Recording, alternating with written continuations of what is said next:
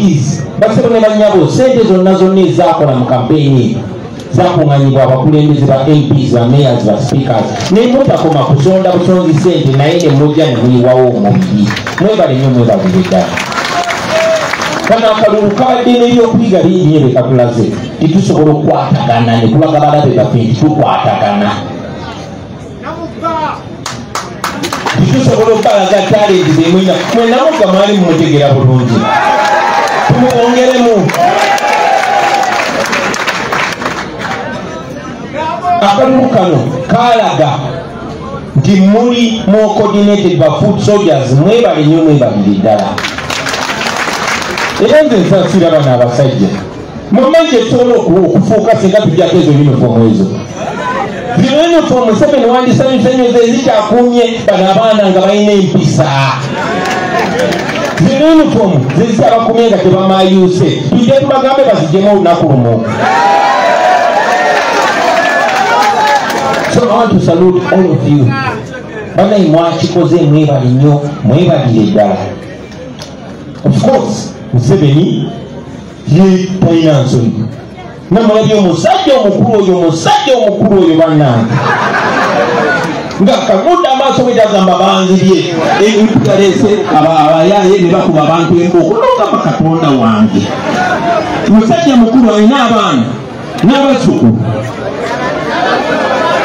abogamba nti oba oli ategere nga bwategera kuba tibonole naye ebyo nabyo bwe bitubiri. Ladies and gentlemen, what did this show us? We did not just go for a by-election in Kawempe. And like Honorable Namukola said, it could mean even without an election. We went there to launch protest votes. Era gwabadde akyalina okulonzalonza akalulu k'okwekalakasa twakalonkinze era ffe twasimbudde twabagamba protest vote kwe kalulu k'okwekalakasa nga tukola buli kintu mu mateeka era twabagamba bajja tukuba emigo era emigo bagitukubye wamaalukaga si kyo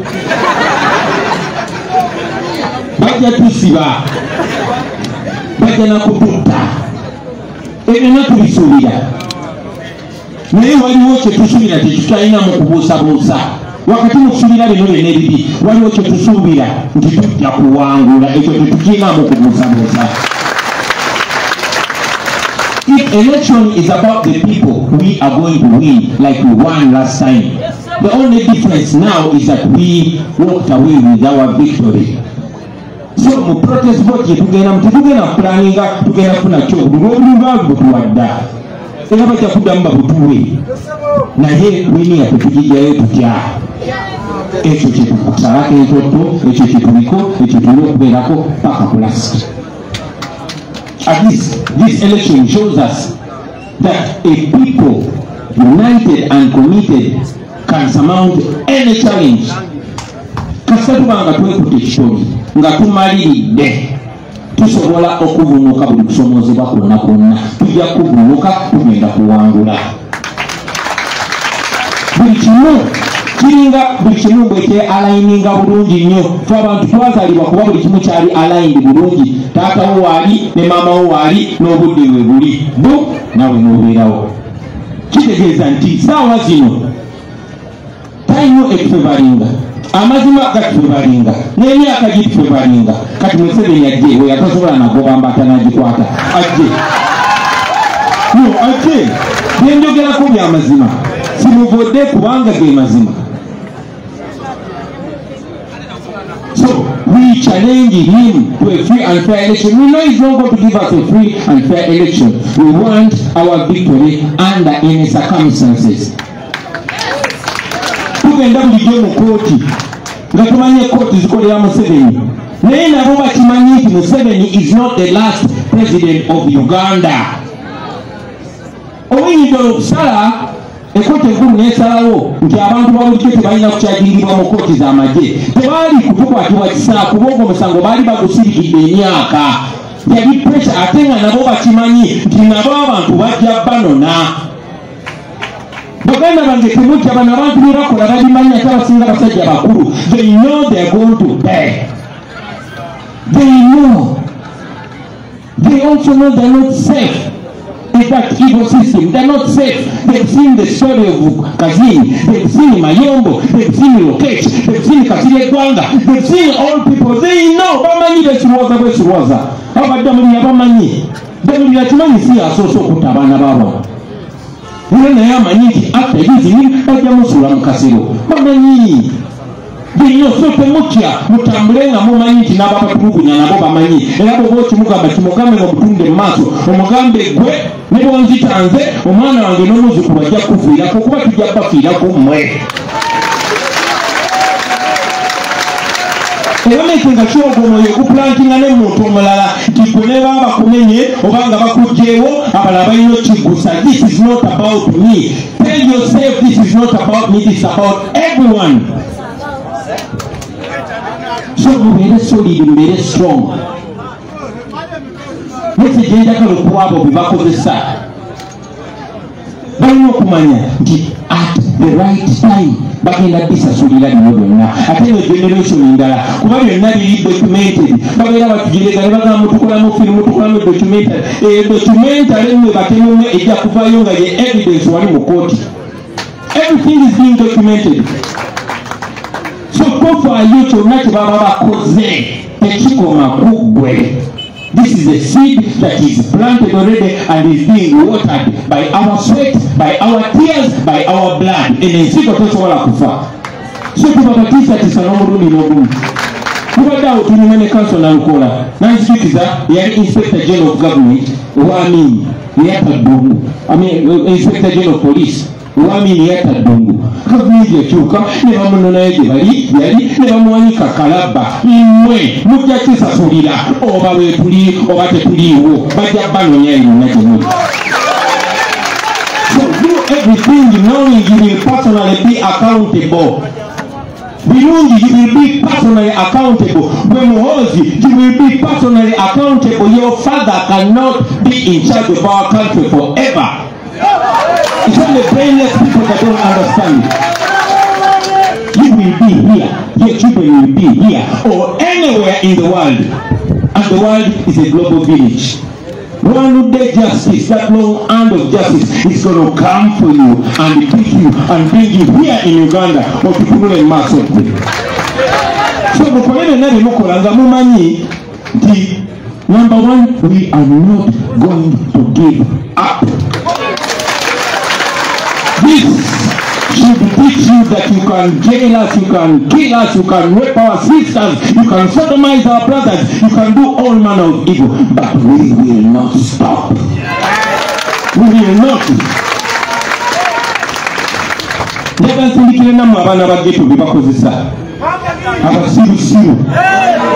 Njagala obategeeza simu musoose abo abasinga ku myaka tubadde bali esite. Tulabe bano abasajja tulabe bye bakozesa ekyennaku temusoma byafaayo ate muli bato temulabe byafaayo. Kumwani agenda okubanda okusinga Sobbi? Kumwani agenda okubanda okusinga Zebula?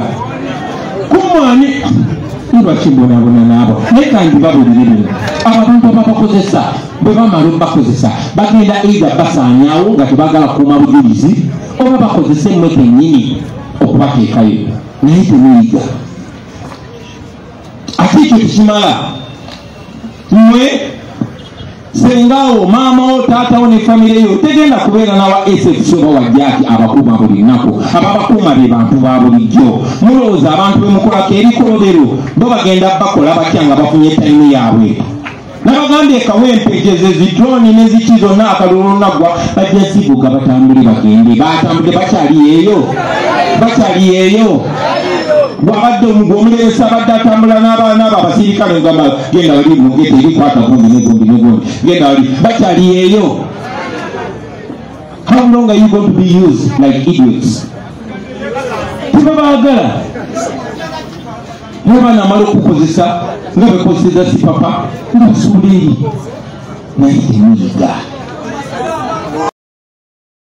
N'olwensonga eyo abantu bagenda bayigiriza essomo ne bwe muba temuyiga. abantu tebagenda kkiriza kutulugunyizibwa. Toba abadde wano n'ekyogerako ate nsikiriziganya naye. Ntwala obudde bungi nnyo ne bakulembeze bannange okukakanya abaana. Sometimes nembula n'ebigambo kuba akomawo bamumenye bamukoze eki bamukubye olubale kati okozesa bigambo ky'omukakanya. Ekiseera kigenda kutuuka abaana abo abanonimwe kigenda kutuuka bagenda balya ate abo bennyini ababeetolodde babamanyi nga bwe mubamanyi. Mulina okutwala obudde ne munoonya oyo yaani abeeralwa bo bamanyi kuba mumujja ssente zaabwe mwe mubabonyabonya mwe mubasiba. I want you to know that. Wamma abantu beekawempe mbadde njogera ku protest vote eno nti etulaze tetusobola banaye tetusobola kyabadde kawempe nga bonna amagye gonna n'agejinya n'agaawa bonna abali ba Museveni babadde kawempe bazeeyo bonna ng'obusima ebbumba. Kakati bwetubagabanyamu abamu ne bagenda e Kawempe, abamu ne bagenda mu Kampala Centre, abalala ne bagenda e Makindi, abalala ne bagenda kyogamba bayinza otusobola nga uniform tuziddemu ne tuziteeka ebbali ne tukola kye tulina okukola. Njagala okusinziira wano basaba mugende mutandike okwekolamu omulimu muzimbe eggaali mu buli constituency mwe MP mu abakulembeze mugimbe eggaali nga zakuteekawo resistance tekimenya amateeka. Kyetwabakoze e Kawempe njagala tukibakole Makindye, tukibakole Ssaabagabo, tukibakole mu Central, tukibakole Busoga, tukibakole Mbale, tukibakole Gomba, tukibakole mu Uganda yonna ate nga kisoboka. Tutandike kubanga betulimulya ddala. Njagala buli omu tumutendule, buli omu tumutendule, nze mundekere namukadde. Museveni akoye akaddiye njagala tumuwe stress oba pressure si atuzaala si ffe tumuzaala tumubuze emirembe tumumaleko emirembe n'abakatongole bonna babeera nabo nababeerayo mweyo constituency nabbanja gye yeesimba mutandikireewo okuzimba eggaali nababeera ono omukazi waabo ono Misa Kabanda omusalo waano Kampala Central kati mutandike. Twagala mukyajinge abantu baffe bw'abadde n'okubuusabuusa okirabye tukisobola okirabye tukisoboka. Twagala in every position abantu mbanyonyole abantu bakitegeere ate nammwe mwesoboleyo mwesimbeyo buli awali omugwagwa wa Museveni mwesimbeyo. Twagala kwera Museveni n'obukyafu bwe bonna agende nabo. That is our mission. There is no other mission. Twatandikidde Kawempe twasimbudde sebo webale tuwa mukisa. Tugenda tambula n'omukisa gwogwo tumaleyo tuwangule eggwanga lyonna. Sebo nga nkuwulizayeza nzikiriza n'ebimu bigambo mbikugambe kanso nabukola. Number 1, webaza Katonda okutuwa omukisa ogw'amaanyi nga buyisiza mu ggulu. Nze maama wange yangambanga ebigambo bino. Yangambanga God can only do for you what he can do through you.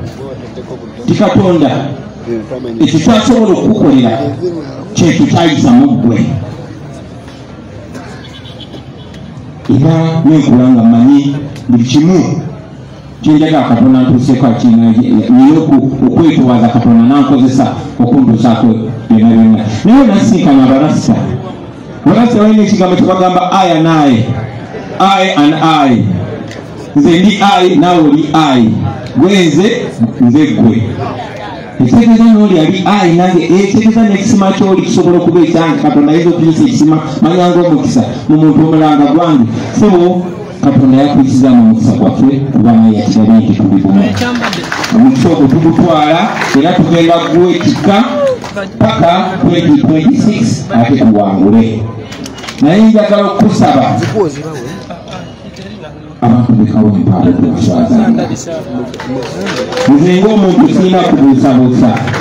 I have no doubt. Ng'ekibiina tebalina kubuusabuusa otherwise tebandikuddeyo ne beeyibawo bonna. nkakasa abantu b'ekawempe kati nabo tebalina kubuusabuusa kubanga nabo baaguddeyo ne boogera n'eddoboozi ly'omwanguka. Tetulina kubuusabuusa mu busobozi bwo na bumanyirivu bwo na bukenkufu bwo. Naye munnange era twali tubaddeko n'abantu abakenkufu oba bwe tube twalowooza ne mwattu olwabayisaako akawoowo ka ssente wano mu bulamu ate nga baali bategeera ebiseera ebyo, naye tetuli confident titujja kuswaza abantu b'ekawempe. Ate nammwe abantu b'ekawempe muyinza okuba temumanyi kyemwafunye, ye musajja mumanyi oyo, ate n'ekibiina kimumanyi mwafunye emaali, mwafunye nalukola, mwafunye emaali. Mbasaba nammwe mukuume, bw'abayitanga nti abaali waliwo aluleese muveeyo, oyo mu Kawempe North ye komanda waffe kati yakutwala. Nkakasa ajja tukulembera bulungi politically. Let us do the work. Finally, basebe ne banyabo njagala okuweereza buno obubaka regime ya Museveni. General Museveni and your regime, you've tried so much to turn us into beasts. You've tried so much to provoke us. We are proud that we've resisted going the nasty way. While the NUP is a moral group, while the NUP is a non-violent group, we have said it many times that there will come a time when we can no longer hold on to the young people of Uganda who want to free themselves by any means necessary. Yes. So it is in your best interest to read the times and read them right. There's so many people that have shielded you from reality. They probably misinform you or you lie deliberately. But I'm here telling you, on behalf of my great-grandparents and on behalf of my posterity, on behalf of those that are living and those that you've killed, that you cannot kill all of us. And you should know that our lives don't stop with us being alive. That's why you keep being shocked. There's yet another radical coming up. You keep radicalizing us because we are products of your oppression. It is not too late for you to stop. It is not too late for you to change. We don't want to mess up this country, but this country will be messed if we continue being messed. We love our country. We want the best for our country. And I know you and your lieutenants are listening. We don't fear you. You have failed to break us. You will never break us. We are indigenous people, and we are talking to you as indigenous people. We have every right to belong here. We have every right to enjoy the laws of this country, and the laws of this country protect us and give us a right to politically participate. Don't try to test the times. You cannot stop this. It is not too late for you to do the right thing, for you to respect your age, for you to have a good legacy.